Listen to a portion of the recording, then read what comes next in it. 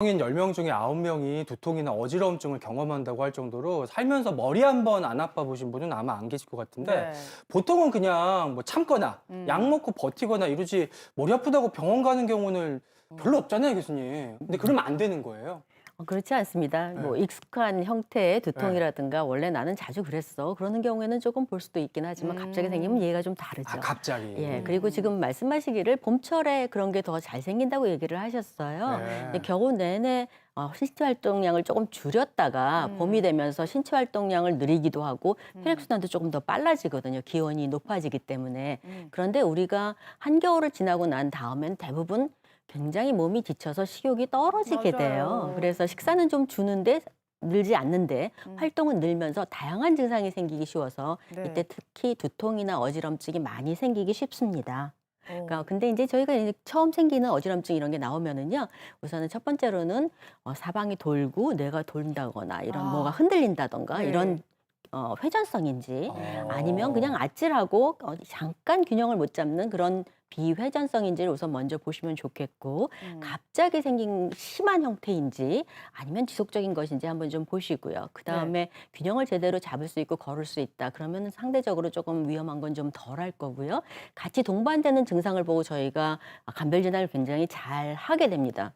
구토가 있거나 아니면은 다른 신경학적인 이상, 경련 이런 게 동반되거나 아니면 눈에 통증 이런 게 있는지 동반 증상을 저희가 함께 여쭤보게 되죠. 네. 그러니까 말이에요. 당장 또 병원에 가야 할 어지럼증과 두통은 어떤 네. 게 있는지 양상별로 살펴보고 의심 질환도 함께 알아보도록 할게요. 자, 첫 번째는요. 바로 증상이 이래요. 걸을 때 어지럽고 토할 것 같으며 벼락 맞은 듯이 심한 두통이 온다면 어떤 걸 의심할 수 있냐? 뇌졸중을 의심할 이건 수 있다고요, 무섭지. 박 교수님. 네. 뇌졸중이 반드시 두통과 같이 오는 것은 아닙니다. 어느 부위가 막혔느냐에 따라서 다르니까요. 그렇긴 하지만 일반적으로 혈관계 통증, 특히나 동맥류 같은 거 터질 것 같을 때의 통증이라고 하면 환자분들이 말씀하시기를 망치로 얻어맞는 것 어머. 같은 통증이라고 그래요? 얘기해요. 지금 벼락 맞은 것 같은 통증이라는 벼락. 것도 초반기에 그렇게 될 수 있고, 뇌졸중이 원인인 경우에는 물론 일시적으로 그랬다가 다시 풀리는 경우가 드물게 있긴 하지만 대부분은 이게 두통이 좋아지지 않고 지속적으로 점점 더 나빠집니다. 그리고 그 부위가 점점 넓어지면 부종이 생기기 때문에 구역 구토, 토하는 거 이런 게 같이 생길 수 있고, 시간이 지나면 눈앞이 안 보이는 부위가 생긴다던가 뭐 반만 안 보인다든가 또 손을 쓸 수 없게 된다든가 힘이 떨어지면서 말이 어눌해진다든가 이런 동반 증상이 나타나기 때문에 어쨌든 굉장히 극심한 통증이 갑자기 생기고 없어지지 않는다 그러면은 응급실을 방문하시는 게 좋겠습니다. 네, 정말 어느 날 갑자기 생사를 가르는 응급질환일 수 있기 때문에 결코 그냥 방치해서는 안 되겠고요. 그다음 아침과 새벽에 일어났는데 머리가 깨질 듯이 아프다면 뇌종양을 의심해 볼 수 있다. 이것도 네. 정말 무섭네요. 네, 그렇습니다. 이 뇌라고 하는 조직은요, 사실은 뇌 원래 실질 조직은 두통을 못 느낍니다. 통증을 못 느낍니다. 네. 저희가 이제 뇌종양이 통증을 느끼게 되는 거는 그게 커져 갖고요, 주변에 감각이 있는 통증을 느낄 수 있는 부위를 압박하기 아, 때문이에요. 그렇구나. 그리고 부종이 생기면서 혈관에 영향을 미치기 때문에 그렇지, 뇌 원래 종양이 있다고 해서 통증이 있었으면 아마 뇌종양 초반기에 다 잡았을 거예요. 네. 그렇지 않은데 특징이 뭐냐 하면 지금 말한 것처럼 대부분의 두통은 저녁이나 오후에 좀 더 심해져요. 힘이 들어지면서 근육이 조이고 그래서 혈류가 좀 나빠질 때 심해지거든요. 반대로 뇌종양은 뇌에 제가 아까 압력이 증가하면서 나빠질 수 있다고 했기 때문에 네. 우리가 오래 서 있으면 다리로 피가 가듯이 일어나서 쓰게 되면 정맥류 순환이나 이런 게 아래로 내려오게 되거든요. 그러니까 부종이 좀 덜해지겠죠, 뇌의 부종은. 그러니까 누워 있은 다음에 아침에 일어날 때 일반적으로 좀 심한 통증이 나타난다. 그러면은 네. 이미지 검사를 한번 해보셔야 되고요.